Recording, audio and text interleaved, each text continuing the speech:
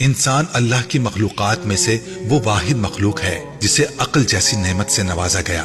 اور یہ ایسی مخلوق ہے جو اسی عقل کو استعمال کر کے سوچنے پر آئے تو خود اللہ کے وجود کے لیے ثبوت کی تلاش شروع کر دیتی ہے، پھر اس سلسلے کو یہیں محدود نہیں رکھتی بلکہ اسے پیغمبروں کی ذات تک دراز کر دیتی ہے۔ پہلے سے موجود پیغمبروں کی نبوت کے بارے میں سوال کرتی ہے، پھر انہیں پیغمبر مان لیتی ہے، اور اس کے بعد قرآن کے واضح احکامات کے باوجود زمین پر مزید پیغمبروں کی تلاش شروع کر دیتی ہے،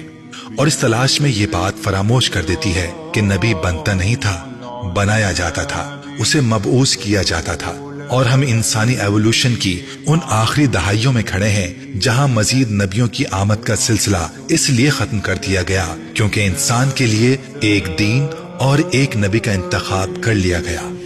اب کسی نئے عقیدے کی ضرورت نہیں بلکہ صرف تقلید ہے، صرف تقلید یعنی پریکٹس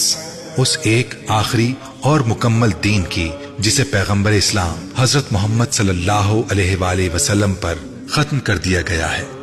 اب وہ ہر شخص خسارے میں رہے گا جو دین کی رسی کو مضبوطی سے تھامنے کے بجائے تفرقے کی راہ اختیار کرے گا۔